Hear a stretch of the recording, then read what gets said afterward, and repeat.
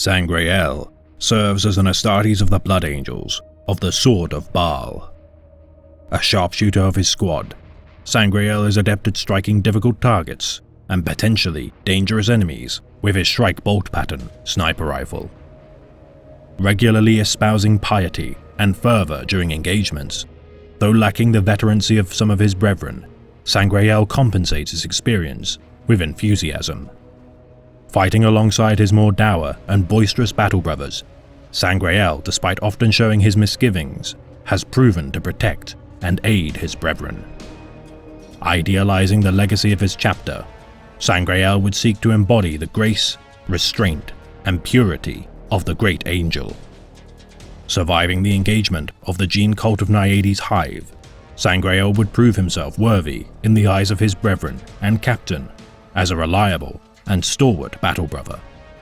His vision for the ideals to be nurtured within the Blood Angels carried with him into the future.